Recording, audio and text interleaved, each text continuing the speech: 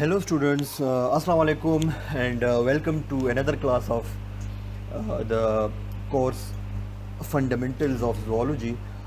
We have just started in our previous lecture about this course and जहाँ तक हमने discuss किया था that was about discussing properties of animal life.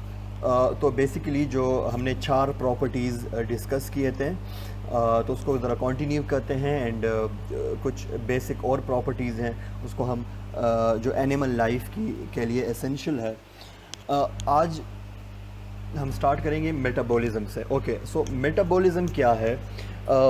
Again this is yet another one of the most important processes of animal life. We call it metabolism. So what it reads is living organisms maintain themselves by acquiring nutrients from their environments.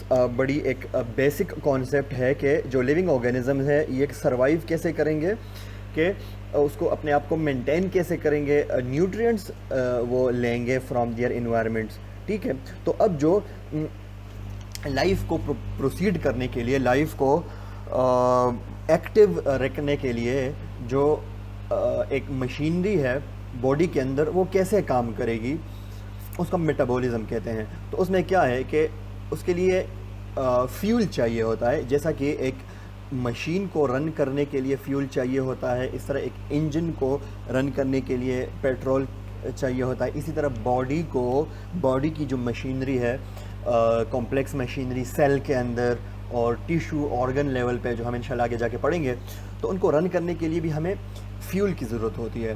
तो ये fuel organisms कहाँ से लेते हैं? Environment से, इन the form of nutrients. ठीक है, तो उस हिसाब से फिर एनिमल्स के हमारे पास डिफरेंट टाइप्स हैं जिसको हम कहते हैं कि हर्बीवोर्स, ओमनीवोर्स, कार्निवोर्स. वो हम जब आगे ज़रा इन्वायरमेंट और इकोलॉजी का सेक्शन पढ़ेंगे उसमें हम डिस्कस करेंगे डिटेल में. लेकिन अब यहाँ पे हम मेटाबॉलिज्म की सिर्फ बात करते हैं. तो ये क्या है? न्यूट्रिएंट्स ऑर्गेनिजम्स लेते हैं food in the form of food, और कुछ केमिकल रिएक्शंस होती हैं बॉडी के अंदर जिससे फूड जो है वो केमिकल एनर्जी में कन्वर्ट होता है. और जो मॉलिक्यूलर कंपोनेंट्स हैं जो फूड के अंदर बिल्डिंग ब्लॉक मॉलिक्यूल्स हैं, उनसे एनर्जी जो है वो बनती है due to the result of certain chemical reactions. We call them metabolism. उस पूरे प्रोसेस को मेटाबॉलिज्म कहते हैं. फिर वो रिएक्शंस 2 टाइप्स की होती है, तो हम ज़रा पढ़ते हैं.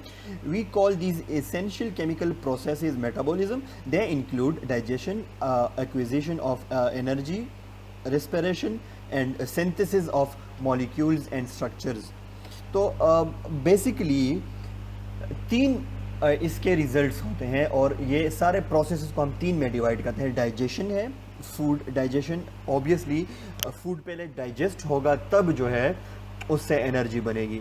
सेकंड इज़ एक्विजिशन, मीन हासिल करना, तो एनर्जी हासिल करना थ्रू रेस्पिरेशन. और synthesis of molecules and structure. अब फिर वो जो एनर्जी है वो एक्टिविटी में यूज़ होती है एनिमल्स की, लाइक मूवमेंट्स हम आगे पढ़ेंगे. इसके अलावा कुछ जो है हमारे पास नए मॉलिक्यूल्स बनते हैं फूड से, डाइजेशन के थ्रू हमारे पास बनते हैं मॉलिक्यूल्स. फिर वही मॉलिक्यूल से हमारे पास बॉडी के स्ट्रक्चर्स भी बनते हैं. ठीक है, डिफरेंट बॉडी ऑर्गन्स, तो वो उसी से. तो ये सारे प्रोसेसेस जो है वो क्या है? मेटाबॉलिज्म है. जो ये प्रोसेसेस इनको ब्रॉडली 2 कैटेगरीज में डिवाइड किया गया है. It's often viewed as an interaction of destructive and constructive reactions. कुछ डिस्ट्रक्टिव रिएक्शंस होती हैं, कुछ कंस्ट्रक्टिव होती हैं. जो डिस्ट्रक्टिव होती हैं उनको हम कैटाबॉलिक रिएक्शंस कहते हैं. जो कंस्ट्रक्टिव होती हैं उनको हम एनाबॉलिक कहते हैं. इसका मतलब क्या है? मतलब ये है कि ये जो जितने भी बॉडी के अंदर रिएक्शंस होती हैं उनके 2 टाइप्स हैं. कि कैटाबॉलिक वो है, इसको हम ज़रा डायग्राम से शो करते हैं. सो वो ये है कि मेटाबॉलिज्म में हमारे पास 2 टाइप के रिएक्शंस होते हैं, anabolic reactions and catabolic reaction. First anabolic. Anabolic में क्या है कि स्मॉलर मॉलिक्यूल्स अलग अलग कंबाइन होके with the use of energy, यहाँ पे एनर्जी यूटिलाइज होगी. इन्वायरमेंट से एनर्जी ले करके मॉलिक्यूल्स को आपस में कंबाइन करके बड़े मॉलिक्यूल्स बनते हैं जिसको हम मैक्रो मॉलिक्यूल्स कहते हैं. तो micro molecules combine in the form in the presence of energy to produce macromolecules. We call it anabolic reaction. ठीक हो गया. जैसा कि हमने पढ़ा, हम आगे भी पढ़ेंगे कि बॉडी के स्ट्रक्चर्स कैसे बनते हैं. तो मेम्ब्रेन्स बनते हैं सेल्स के, सेल से फिर टिश्यूज़ बनती हैं. ये सारे छोटे छोटे मॉलिक्यूल्स, प्रोटीन्स, लिपिड्स और कार्बोहाइड्रेट्स इन्हीं से जो है आगे जाके बनते हैं. सो ये है एनाबॉलिक रिएक्शन. फिर है कैटाबॉलिक रिएक्शंस. कैटाबॉलिक रिएक्शंस इसके अपोजिट है. उसमें ये होता है कि बड़े मॉलिक्यूल्स, मैक्रो मॉलिक्यूल्स स्प्लिट हो जाते हैं, डिवाइड हो जाते हैं और उनसे बनती है एनर्जी रिलीज़ होती है. जो उनके बीच ये जो बॉन्ड्स हैं ये ब्रेक हो जाते हैं. यहाँ पे वाटर मॉलिक्यूल यूज़ होता है, ठीक है. वहाँ पे एनर्जी यूज़ होके मॉलिक्यूल्स बना रही थी, बॉन्ड्स बन रहे थे. यहाँ पे बॉन्ड्स ब्रेक होंगे in the presence of water and अलग अलग मॉलिक्यूल्स बन के उसके साथ high amount of energy release होगी. बेसिक कॉन्सेप्ट यहाँ पे है, एनर्जी यूज़ होगी एंड एनर्जी रिलीज़ होगी. तो this is how a living system works के कहीं पे एनर्जी यूज़ होगी, कहीं पे रिलीज़ होगी और इसको हम कहते हैं metabolism. Now proceeding towards the properties. और उसमें फिर ये है कि फंडामेंटल रिएक्शंस होती हैं. वही है कि ये जो the most fundamental anabolic and catabolic chemical processes used by living system arose early in the evolutionary history of life and all living forms share them. तो ये प्रोसेसेस जो है ये एवोल्यूशनरी है. ये फ्रॉम द वेरी बिगिनिंग जब life start हुई थी तब से जो है ये जो रिएक्शंस है, केमिकल रिएक्शंस हैं, ये मौजूद थे. ठीक है. हम जब बात करते हैं एवोल्यूशन की आगे इंशाल्लाह डिस्कस करेंगे. हमारे 2 टॉपिक्स बाद एवोल्यूशन का टॉपिक आ रहा है, हम उसको डिस्कस करेंगे तो उसमें फिर हम बात करेंगे. लेकिन उसमें है कि chemical evolution and organic evolution. तो ये क्या है? फर्स्ट जो हमारे पास प्री हिस्टोरिक, लाइक जब यूनिसेलुलर लाइफ प्रोड्यूस नहीं हुई थी, जब सेल पहली दफ़ा नहीं बना था, उससे पहले जो एवोल्यूशन था वो क्या था कि केमिकल एवोल्यूशन था. मतलब कि वाटर से और सिंपल न्यूट्रिएंट्स से जो है छोटे छोटे मॉलिक्यूल्स कंबाइन होकर उससे बड़े मैक्रो मॉलिक्यूल्स बने और फिर उससे तो ये फिर सेल बना, यूनिसेलुलर ऑर्गेनिज्म से मल्टी सेलुलर ऑर्गेनिज्म, फिर उसको हम ऑर्गेनिक एवोल्यूशन कहते हैं. और हमारे पास ह्यूमन के फॉर्म में एक मोस्ट सक्सेसफुल और कम्प्लेक्स ऑर्गेनिज्म हमारे पास मौजूद है. तो वहाँ से लेकर यहाँ तक जो है सारा ये मेटाबॉलिक प्रोसेस जो है ये हमारे पास देखने को मिलता है.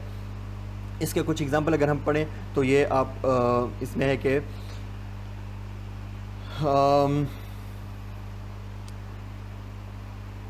लाइक रेस्पिरेशन है तो वो हमारे पास होती है. अब ये सेलुलर लेवल पे है. In animals many fundamental metabolic reactions occurs at cellular level. अब ये रिएक्शन, ये बहुत इंपॉर्टेंट पॉइंट है कि जो रिएक्शंस है केमिकल रिएक्शन, मेटाबॉलिज्म, ये होती कहाँ पे है? बॉडी के अंदर. ऑब्वियसली बॉडी के अंदर होती है, लेकिन बॉडी के अंदर सेल्स के अंदर सेलुलर लेवल पे होती है.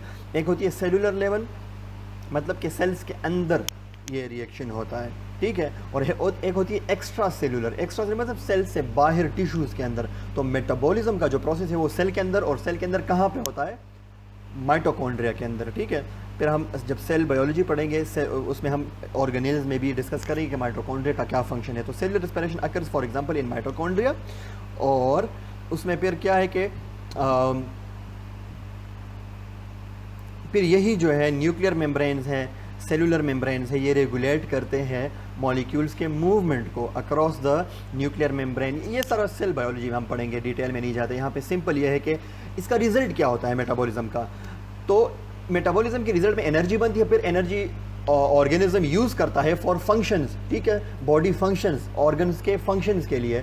तो वो फंक्शंस डिफरेंट फॉर्म में हो सकती है जिसको हम कहते हैं physiology. So the complex metabolic function, the study of complex metabolic functions, फिर हम उसको फिजियोलॉजी कहते हैं. मेटाबॉलिज्म सेलुलर लेवल पे जब उसका हम रिजल्ट देखते हैं तो रिजल्ट उसका शो होता है हमारे पास in the form of functions. So we call them physiology. उस ब्रांच ऑफ बायोलॉजी को कहते हैं, जोलॉजी को कहते हैं फिजियोलॉजी. ठीक है. तो इसमें प्लांट फिजियोलॉजी होती है, एनिमल फिजियोलॉजी, बायोलॉजी लाइफ की हम बेसिकली बात कर रहे हैं. Okay. Next is development. Development जो है ये क्या है?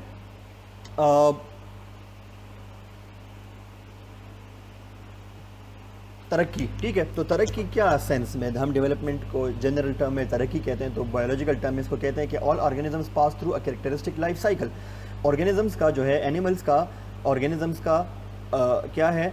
एक लाइफ साइकिल होता है। वो पहले सिंपल फॉर्म में होता है, फिर उसकी तरक्की होती है, डिफरेंट स्टेजेस में जाता है और एक फाइनल ओरिजिनल फॉर्म में आता है हमारे पास, जिसको हम एडल्ट कहते हैं। सो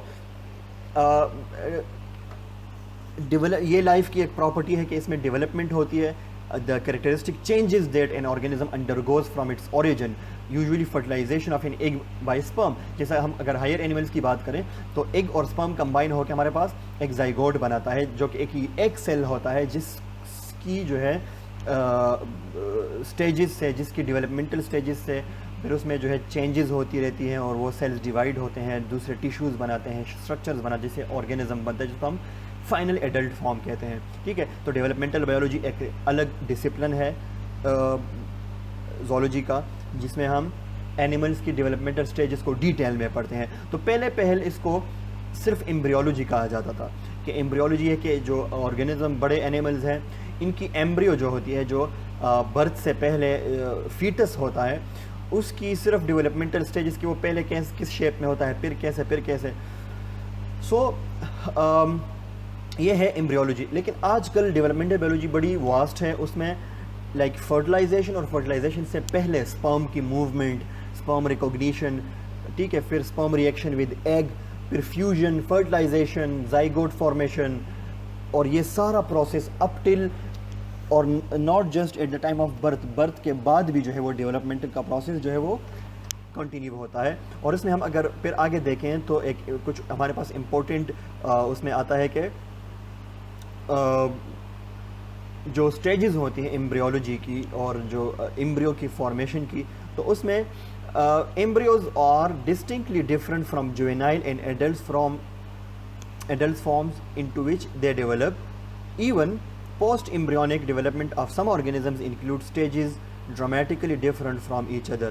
तो during the formation of embryo और after the formation of embryo, जब birth हो जाती है उसके बाद भी development, like organism है, animals है, for example हम human की बात करें तो वो जब birth होती है तो उसके बाद भी डेवलपमेंट का प्रोसेस शुरू होता है। लेकिन वो डेवलपमेंट क्या होती है, बॉडी के अंदर होती है, शेप चेंज नहीं होता, सिर्फ जो है साइज़ चेंज होता है।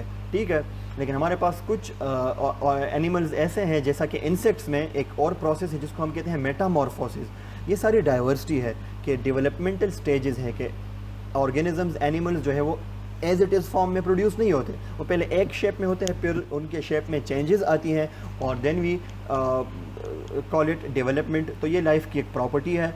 और यहाँ पे ये है कि the transformation that occurs from one stage to another is called Metamorphosis.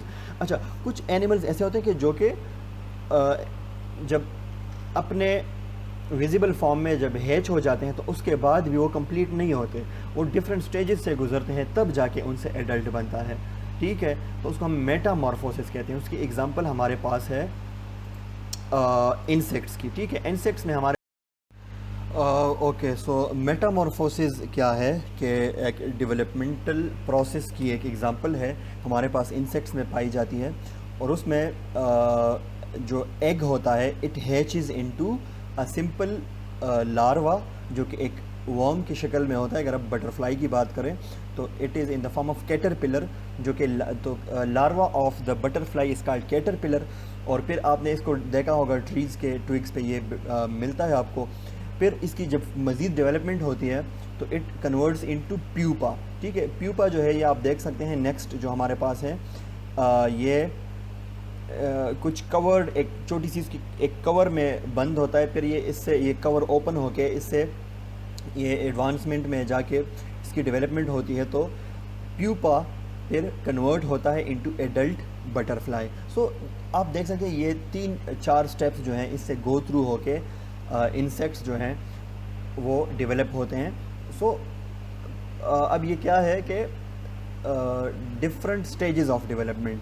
तो Metamorphosis, different, morph mean shapes. ठीक है, तो डिफरेंट शेप्स से गुजर के, डिफरेंट फॉर्म्स से गुजर के जो इंसेक्ट्स हैं उनकी डेवलपमेंट होती हैं। और अगर हम हायर एनिमल्स में देखें तो उनमें फिर डिफरेंट होता है कि बर्थ तक उनमें एम्ब्रियोलॉजिकल चेंजेस होती हैं और फिर आफ्टर द बर्थ उनकी ग्रोथ होती है। ठीक है।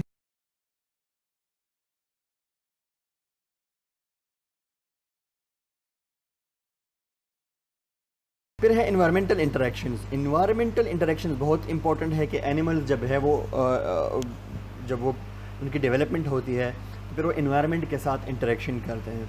All animals interact with their environments, ठीक है। तो एनिमल्स जब इंटरेक्ट करते हैं अपने इन्वायरमेंट के साथ तो उसको फिर the study of organismal interaction is called with an environment is called ecology.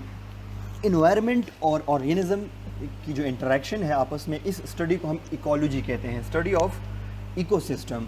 फिर इकोसिस्टम क्या है? जब living organisms non living environment के साथ इंटरेक्ट करते हैं तो फिर हम उसको उस एक पर्टिकुलर एरिया में तो उसको हम इकोसिस्टम कहते हैं, और उस साइंस को हम इकोलॉजी कहते हैं। तो the science of ecology reveals how an organism perceives environmental stimuli and responds in appropriate ways by adjusting its metabolism and physiology।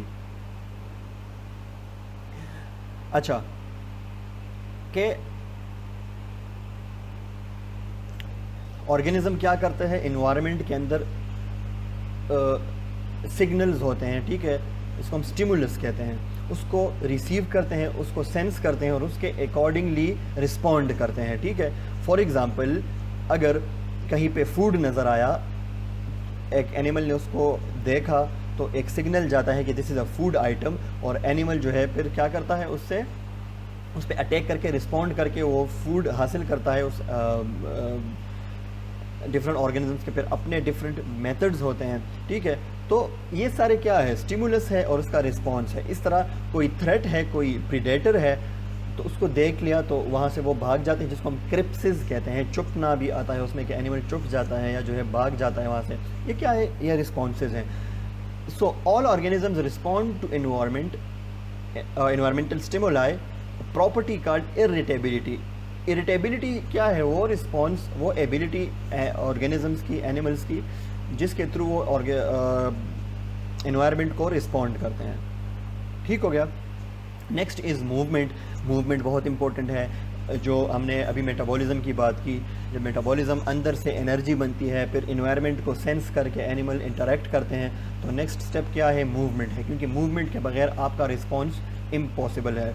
Movement, अगर आप एक एनिमल जो है वो फूड कैप्चर करता है तो मूवमेंट की रिक्वायरमेंट है।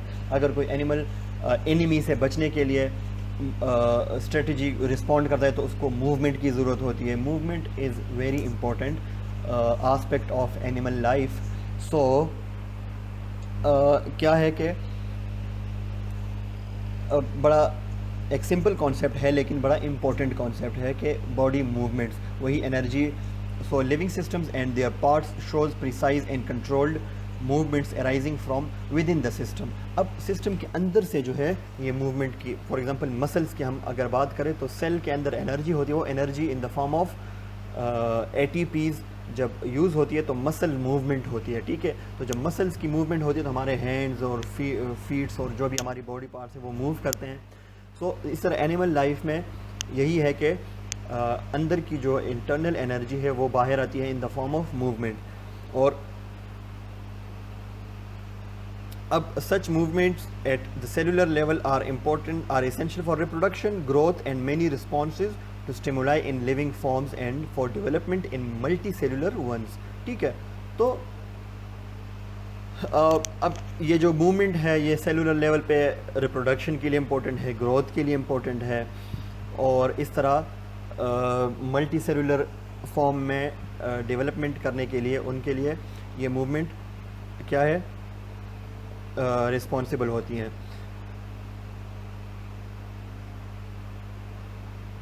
अच्छा,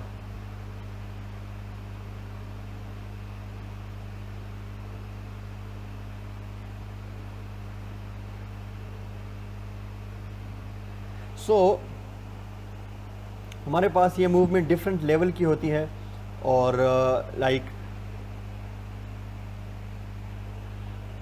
जिसको हम लोकोमोशन कहते हैं। तो लोकोमोशन क्या है कि इंडिविजुअल ऑर्गेनिज्म का, अब मूवमेंट और लोकोमोशन में एक बेसिक डिफरेंस ये है कि मूवमेंट जो है वो विद इन एन ऑर्गेनिज्म एक एनिमल है तो उसकी कोई बॉडी पार्ट जो है वो मूव कर रहा है कैप्चर करने, फूड कैप्चर करने के लिए। अगर आप देख रहे हैं तो ये जो कैमेलियन है ये इंसेक्ट को कैप्चर करने के लिए टंग को जो है वो फेंकता है। सो दिस इज़ मूवमेंट, ठीक है। वो अपने पोजीशन पे खड़ा है और अपने टंग को जो है मूव कर रहा है। So this is movement. Locomotion क्या है, ये अब यहाँ से इसने मूवमेंट की, इंसेक्ट को खा लिया, फिर ये यहाँ से जब मूव करेगा एज अ होल अपनी बॉडी मूव करके एक जगह से दूसरी जगह शिफ्ट होगा, दिस इज़ कॉल्ड लोकोमोशन। तो ये एक बेसिक डिफरेंस है। और लार्ज स्केल पे हम कहते हैं कि on the large scale entire populations और स्पीशीज़ में disperse from one geographic location to another one over time through their powers of movement. Migration, animal migration एक बहुत इंपॉर्टेंट फिनोमेना है एनिमल वर्ल्ड के अंदर के बड़े स्केल पे। जैसे आजकल पाकिस्तान के अंदर और इंडिया के अंदर जो लोकस्ट्स हैं, ये टिड्डी जो है उसकी हमारे पास वो एक पेंडेमिक, सॉरी वर्ड मैंने प्रॉपर यूज़ नहीं किया, वो जो इसको कहते हैं इन्वेजन, पेस्ट इन्वेजन, ठीक है। ये एज अ पेस्ट जो है वो हमारे पास ये आया है और इसने एग्जॉटिक, इसको हम कहते हैं एग्जॉटिक मूवमेंट, कि बाहर से कोई स्पीशीज़ आके इन्वेट करती है तो बड़े तादाद में मूवमेंट होती है, इसको हम कहते हैं माइग्रेशन। तो देखें ये सारा मूवमेंट है। तो जब बड़े लेवल पे एक ऑर्गेनिज्म मूव करे तो उसको लोकोमोशन कहते हैं, और जब बड़ी पॉपुलेशन और बहुत ज़्यादा इंडिविजुअल्स एक साथ एक एरिया से दूसरे एरिया में मूव करते हैं उसको हम कहते हैं माइग्रेशन। ओके, ये सारा मूवमेंट है। अब यहाँ एक एग्ज़ाम्पल शो किया गया है कि हमने पढ़ा इन्वायरमेंट की, जब हमने बात की इन्वायरमेंटल इंटरेक्शंस, तो यहाँ एक इम्पोर्टेंट पॉइंट है जिसको हम कहते हैं, हमने कहा कि इन्वायरमेंट के साथ एनिमल्स इंटरेक्ट करते हैं और वो उसके साथ उस हिसाब से रिस्पॉन्ड करते हैं। इस रिस्पॉन्स और उसको हम कहते हैं कि हम एनिमल बिहेवियर में उसको स्टडी करते हैं, तो we call it behavioural ecology. Like animals को उसके इन्वायरमेंट के अंदर स्टडी करना कि वो कैसे बिहेव करते हैं इन्वायरमेंट के अगेंस्ट। फॉर एग्ज़ाम्पल यहाँ पे एक लिजर्ड को शो किया गया है कि मॉर्निंग के टाइम वो जो है सनलाइट लेने की कोशिश करता है, ठीक है, और मिड डे में जब सनलाइट बहुत तेज़ हो जाती है तो ये कवर्स में छुप जाते हैं। आपको दोपहर के टाइम पे लिजर्ड्स नहीं मिलेंगे, वो छुप जाते हैं because they can not tolerate the high amount of heat from the sunlight. वो उनकी बॉडी टिश्यू को डैमेज कर सकता है, ठीक है, क्योंकि ये इतने वेल एडवांस्ड हायर एनिमल्स नहीं होते। इनकी स्किन जो है वो बड़ी वो होती है, सिंपल होती है और फ्रेजाइल होती है, वो उसको डैमेज कर, तो वो क्या करते हैं, ये एक रिस्पॉन्स है कि वो स्टोन्स के नीचे छुप जाते हैं। फिर लेट आफ्टरनून में जब सनलाइट डिम हो जाती है तो फिर ये ओपन में आ जाते हैं। So this is basically behavioural ecology और इकोसिस्टम से रिलेट करते हैं और मूवमेंट के साथ भी रिलेट करता है। जब ये रिस्पॉन्ड करेगा तो मूव करेगा। Any how, that was about properties of animal life, और ये हमारा टॉपिक कंप्लीट हुआ और हम आगे कंटिन्यू करेंगे अपने चैप्टर को, जिसमें हम कुछ बेसिक प्रिंसिपल्स पढ़ेंगे फिर ज़ूलॉजी के हवाले से, और उसमें हमें आगे दो इम्पोर्टेंट टॉपिक्स आ रहे हैं इस चैप्टर में, फिर हम इस चैप्टर को कंप्लीट कर लेंगे। इसमें है कि लाइफ की का ओरिजिन, ठीक है, और वो फिर हम डिस्कस करेंगे थोड़ा बहुत, और principles of science, scientific method हम डिस्कस करेंगे कि साइंटिफिक स्टडी जो है वो कैसे एक्ट करती है और हम साइंटिफिक स्टडी कैसे जो है वो कैरी करते हैं। फिर एवोल्यूशन और जेनेटिक्स, ये इम्पोर्टेंट एक दो थियरीज़ हैं इनकी, like Darwin theory of evolution और Mendel's theories of Mendel laws of genetic inheritance. ये जो है ज़ूलॉजी को अगर हम देखें तो इन दोनों के बगैर ज़ूलॉजी इनकम्प्लीट है। तो दैट्स वाई हम इंट्रोडक्टरी चैप्टर में ये दोनों टॉपिक्स शॉर्टली डिस्कस करेंगे, फिर आगे मज़ीद ज़ूलॉजी की तरफ जाएंगे। सो दैट्स इनफ फॉर टुडे। और आज हमारा एक टॉपिक कंप्लीट हुआ जो हमने प्रॉपर्टीज़ ऑफ लाइफ, तो हमें आपको जो है अंदाज़ा हुआ कि एनिमल लाइफ की क्या बेसिक ये प्रॉपर्टीज़ क्या है, कि ये प्रॉपर्टीज़ किसी एंटिटी के अंदर मौजूद हो तो that will be an animal, ठीक है। और हमने एनिमल लाइफ की प्रॉपर्टीज़ को डिस्कस किया। So that's enough for today, see you in the next lecture इंशाल्लाह। So signing out for today.